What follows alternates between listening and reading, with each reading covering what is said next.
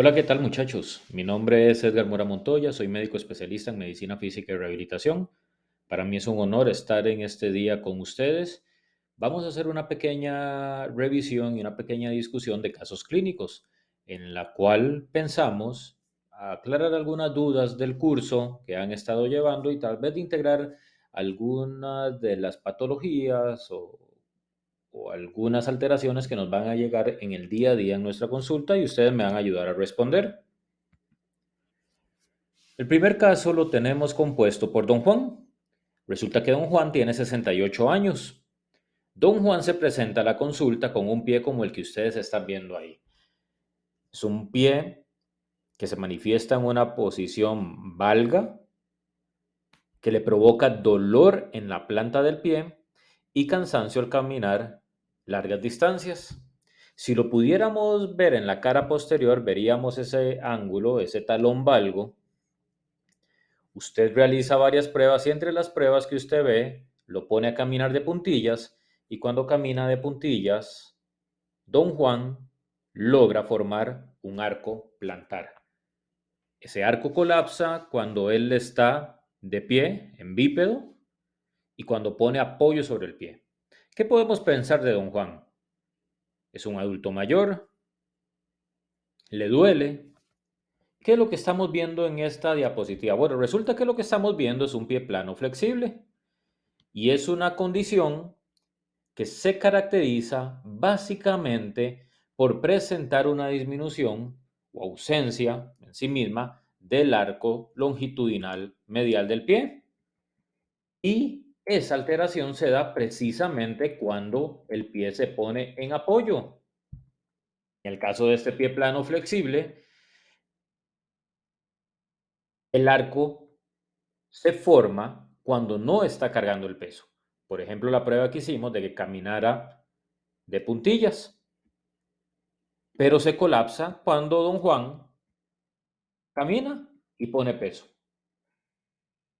¿Por qué se da esto? Bueno, resulta que el pie plano flexible tiene muchas causas. Entre ellas, las más comunes es la debilidad de los músculos, sobre todo los intrínsecos del pie, aunque también acompañado de otros músculos como el tibial anterior, como el tibial posterior. Podríamos tener una alteración del tríceps sural también. Y vea que esto nos da algunas claves para poder trabajar a este paciente, para poder rehabilitarlo también.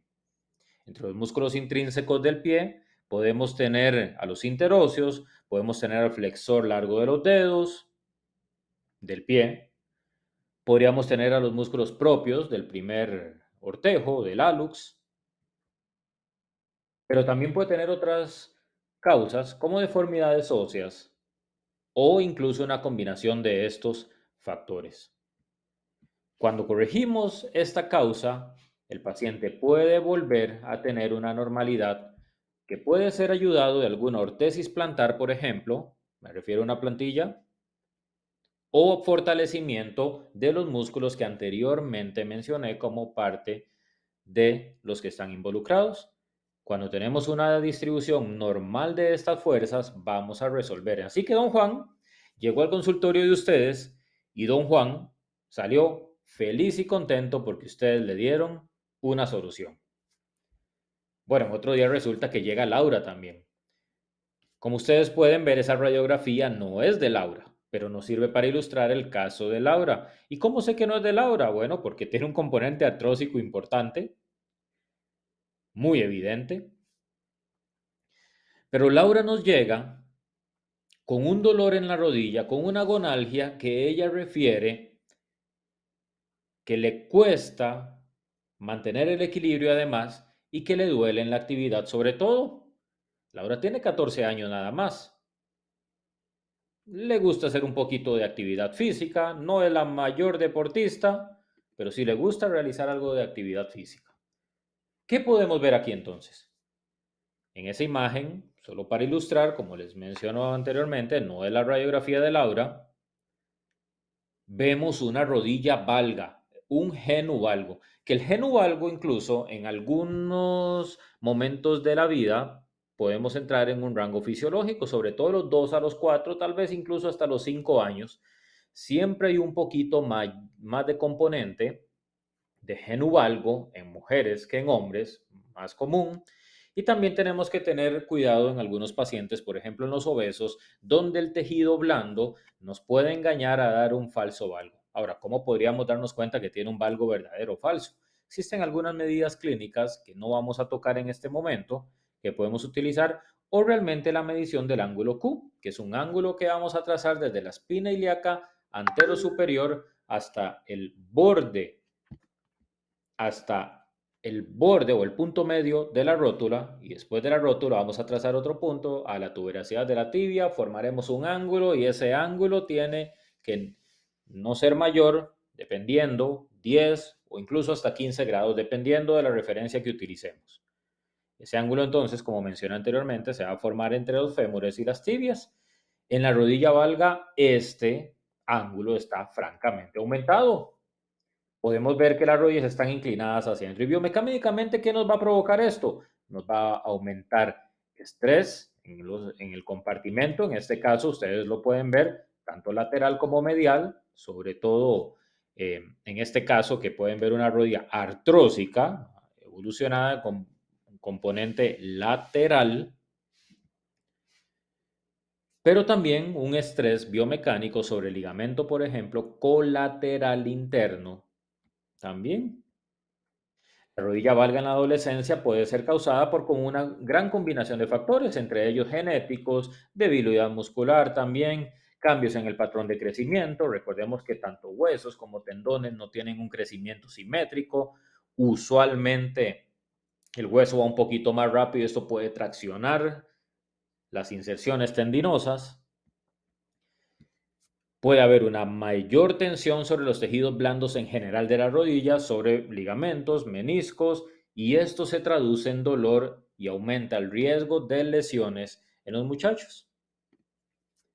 Vemos otro caso, mencionando algo similar a lo que vimos anteriormente. Resulta que al consultorio de ustedes llega Andrés. Andrés tiene solamente 12 años, futbolista, le encanta el fútbol. No es el mejor del equipo, pero le gusta jugar fútbol.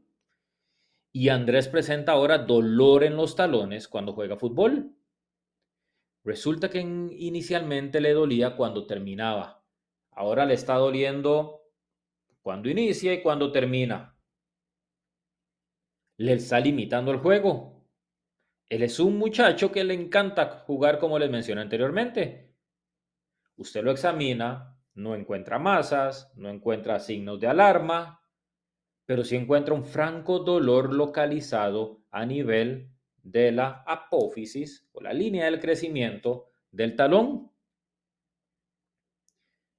¿Qué podrá atender Andrés? Bueno, les cuento que existe una entidad que se llama la enfermedad de Sever, usual en adolescentes en crecimiento, que está ligada precisamente a este crecimiento disparejo que se da entre hueso y tendones. Y resulta que el talón de Aquiles, en el tendón de Aquiles, perdón, al insertarse en el talón, ese crecimiento no simétrico que se da entre hueso y tendón nos da un desequilibrio que va a traccionar el tendón de Aquiles. Y ese tendón de Aquiles nos va a causar un estrés sobre la línea de crecimiento que literalmente va a formar una fractura sobre la zona, en este caso relacionada al crecimiento, no traumática, que va a provocar dolor. En realidad es una fractura del cartílago, no a nivel óseo, una alteración que se da en esta zona que va a provocar un dolor intenso. El tratamiento no es más que reposo, ocasionalmente ortesis plantares, plantillas ortopédicas que nos elevan un poquito el talón para disminuir el estrés y por supuesto el trabajo de estiramiento sobre la zona también. Así que Andrés tenía que reposar por un tiempo para reincorporarse a sus actividades. La buena noticia es que es de resolución espontánea, usualmente no vuelve ya aproximadamente entre los 15 y 16 años que él cierra la línea de crecimiento en esta zona y Andrés siguió jugando fútbol. Otro día en su consulta llegó Carlos. Carlos es un corredor de 25 años, un corredor que ya tiene aproximadamente unos 10 años de dedicarse y de entrenar. Carlos le consulta porque tiene un dolor en la parte posterior del muslo y él dice que fue justo después de realizar un sprint. Resulta que él estaba entrenando un tipo de entrenamiento que se conoce como fartlek, en el que hay cambios de ritmo importantes, hace un sprint y siente un dolor intenso en la región posterior del muslo. Usted lo examina, no encuentra hematomas, no hay masas palpables, pero sí tiene un dolor justamente en la cara lateral y posterior de su muslo. ¿Qué le pasó a Carlos? Bueno, resulta que Carlos tuvo una distensión muscular, una distensión de los isquiotibiales, y como ustedes bien saben, los isquiotibiales y semitendinoso, semimembranoso y bíceps femoral, usted quiere hilar un poquito más fino y lo que ve es que la lesión es del bíceps femoral, distalmente. Carlos tuvo una distensión del músculo isquiotibial, no tuvo un desgarro, tuvo una distensión. Esa distensión se caracteriza por el mecanismo que les refirió precisamente Carlos, un estiramiento excesivo. A veces se puede acompañar de un desgarro parcial del músculo también.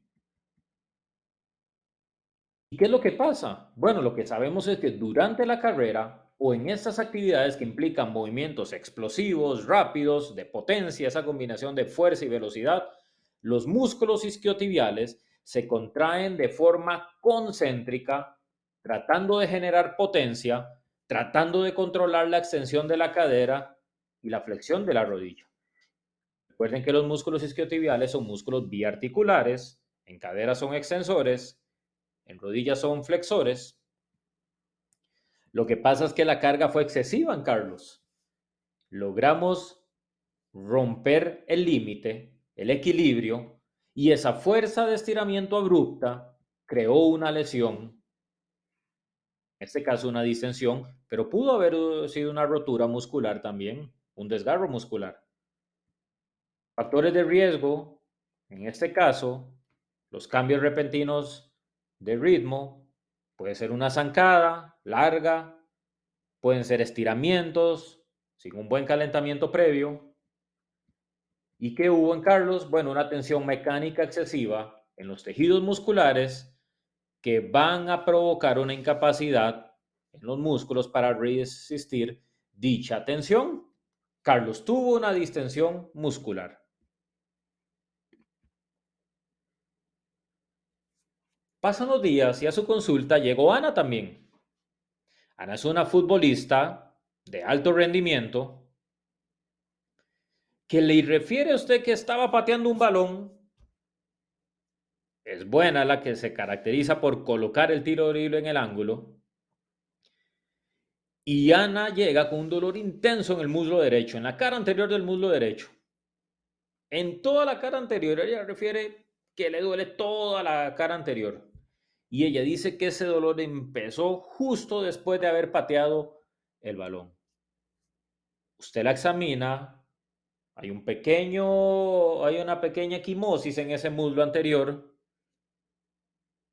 que ha ido migrando, ha ido migrando a caudal. Usted la examina y lo que le encuentra es ese hematoma, un dolor bien localizado y la dificultad o la incapacidad funcional que tiene Ana en ese momento. Usted complementa estudios, revisa un poquito y lo que encuentra es que tiene un desgarro del músculo cuádriceps. ¿Qué pasó con Ana? Bueno, resulta que esos desgarros del cuádriceps, que pueden incluir cualquiera de los músculos del cuádriceps que ustedes bien conocen, los bastos, intermedio, medial, lateral, el recto femoral. Resulta que estos músculos en la actividad deportiva se contraen concéntricamente buscando generar fuerza y producir la extensión de rodilla, como ustedes bien saben. Sin embargo, la carga excesiva que tuvo Ana con las ganas que tenía de meter el gol, hizo que la fuerza fuera abrupta, que hubiera una fuerza de contracción abrupta. Hubo un brusco cambio de dirección de las fibras en ese momento. Puede darse también o pudo haberse dado en un salto, en una aceleración o incluso una desaceleración y provocó un desgarro muscular. Esa tensión excesiva en los músculos hizo que el tejido no pudiera soportar dicha tensión. Ana tiene un desgarro muscular. El tratamiento de un desgarro muscular, usualmente de bajo grado, es reposo, vendaje, hielo, pero sobre todo el reposo para generar esa reparación muscular. También llegó Marco. Marco tiene 30 años, es un corredor de fondo. Lo menos que corre son 10 kilómetros. Marco llega a consultarle a usted porque tiene dolor en la cara anterior de la rodilla después de correr largas distancias. Cuando termina su carrera, Marco asocia dolor. ¿Qué pasa con Marco? Existe un ente relacionado a las carreras o al atletismo. También existen muchas patologías, pero existen un ente muy asociado a una disfunción biomecánica del vasto medial, el glúteo medio, que provoca un estrés excesivo sobre la rótula y se conoce como el síndrome patelofemoral. Ojo y no confundir con la cintilla iliotibial o el síndrome de la cintilla iliotibial, que normalmente tiene un dolor en la cara lateral de la rodilla. Esto, Marco se presenta y le describe a usted y dice, me duele precisamente cuando estoy en la carrera, al poco tiempo de estar en la carrera, usted lo examina, encuentra que tiene una rótula lateralizada, es decir, está colocada o fijada un poquito hacia la cara lateral, anterolateral. Usted examina y hay una franca disfunción muscular. Marco tiene un síndrome patelo-femoral en este caso. El síndrome patelo-femoral se caracteriza por esa disfunción que hay en estos músculos. Hay una disfunción entre isquiotibiales, con cuádriceps, pero sobre todo del vasto medial. Por eso su rótula está lateralizada, porque el vasto medial está debilitado. ¿Qué vamos a hacer con Marco? Bueno, trabajar esa fuerza en el vasto medial. Vamos a trabajar esa fuerza en el vasto medial para que Marco recupere fuerza. Asimismo, vamos a asociar con un poco de fortalecimiento cintura pélvica, sobre todo glúteo medio.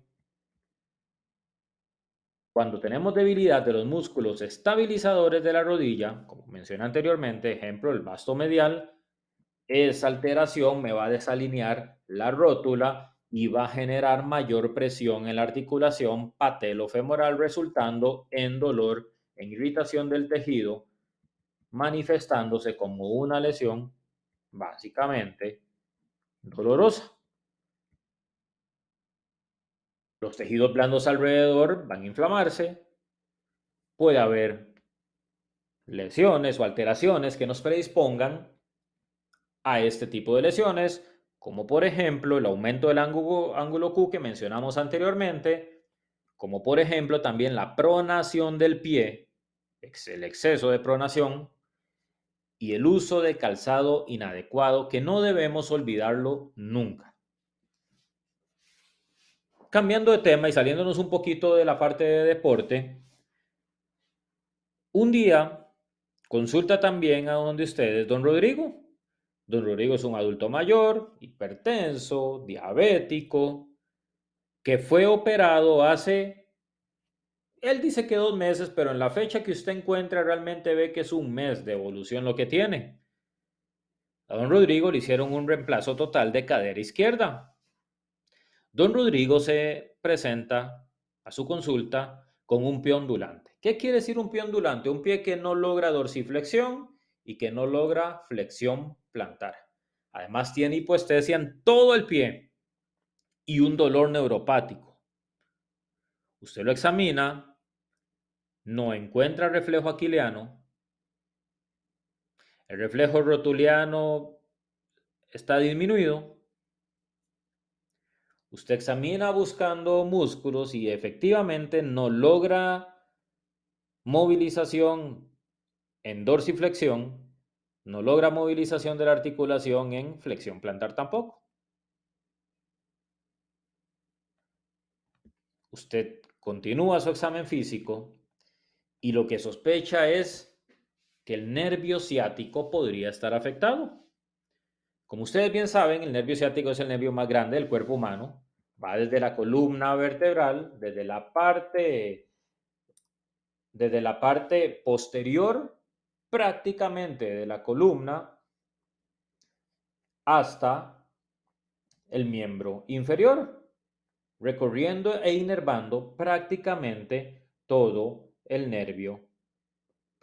miembro inferior. El nervio ciático, como ustedes bien lo saben, el nervio ciático se va a originar de las raíces nerviosas de L4 o desde L4, L5 y llegando hasta S3. Es decir, vamos de L4, L5, S1, S2 y S3. Con una porción más externa, que es el nervio peroneo, o que se va a convertir en el nervio peroneo, y una porción más interna, que es el nervio tibial. A veces, ocasionalmente, el paciente podría presentarse solo con un pie caído, que sería una lesión del nervio peroneo. Se podría presentar así porque, como les digo, usualmente la zona externa es la más afectada en ese conjunto que lleva todo el nervio ciático, y la zona externa es donde va el nervio peroneo, que es encargado en este caso de inervar los dorsiflexores. Esta lesión pudo haber causada por muchas etiologías. En este caso tenemos una causa obvia, que es un reemplazo de cadera, es una complicación que es bien conocida que puede darse. Pero puede haber muchas otras causas: hernia de disco, malignidad, trauma, entre muchas otras. Puede confundirse con el síndrome del piriforme, que no es exactamente lo mismo y que no vamos a tocar en este momento. Se los dejo de tarea para que investiguen un poquito más. Y por último, ya para concluir, para que después veamos un poquito de ligamentos y músculos, ligamento, músculo y tendón, doña Sofía se presenta a su cita en su consultorio. Doña Sofía le refiere dolor en la cadera y que le cuesta caminar. Dice que sobre todo le cuesta subir gradas, le cuesta levantarse del sillón de la casa. Usted la pone a caminar y efectivamente nota una inclinación del tronco hacia el lado afectado durante la fase de apoyo de la extremidad. Usted le llama la atención, usted se pone a investigar y encuentra algo que se llama la marcha en Trendelenburg. Como usted encuentra eso, usted decide valorarlo un poquito más, hace un test de Gowers y el test de Gowers es positivo. Doña Sofía tiene una miopatía. ¿Cuál es la etiología? No la sabemos, pero tiene una miopatía clínicamente. La marcha en Trendelenburg no es más ni menos que una alteración biomecánica, de la marcha, que se caracteriza precisamente por debilidad o disfunción de los músculos abductores de cadera, clásicamente el glúteo medio. Y usualmente el que vamos a ver afectado, usualmente no, el que vemos afectado es el glúteo medio, que es contralateral a la inclinación del tronco. ¿Qué pasa en la fase de apoyo de la marcha? Bueno, resulta que el glúteo medio es el que estabiliza la pelvis, es el que la mantiene nivelada. Cuando ese glúteo medio está débil, la pelvis va a inclinarse hacia el lado opuesto en la fase de apoyo. Y vamos a ver inclinación del tronco hacia el lado afectado para compensar. ¿Qué músculos van a estar afectados? Mencioné glúteo medio, sobre todo, pero también el glúteo menor, también el tensor de la fascia lata, e incluso músculos del compartimento lateral del muslo. La marcha en Trendelenburg evidentemente afecta la estabilidad del equilibrio del paciente en la marcha. Esto aumenta el riesgo de caídas, de lesiones. Puede aumentar la carga, el estrés en otras estructuras musculoesqueléticas, en la columna lumbar, por ejemplo, en cadera, en rodilla. Puede llevar a la aparición de dolor y de lesiones secundarias también. Definitivamente, doña Sofía debe ser estudiada y usted logra determinar que hay una alteración en esa cintura pélvica, una probable miopatía que debe ser estudiada e investigada y manda los exámenes correspondientes de laboratorio y gabinete para complementar el diagnóstico y llegar a una causa certera. Muchas gracias por el tiempo. Vamos a hacer un par de prácticas y les agradezco, como les digo, nuevamente por el tiempo y para mí fue un honor estar con ustedes.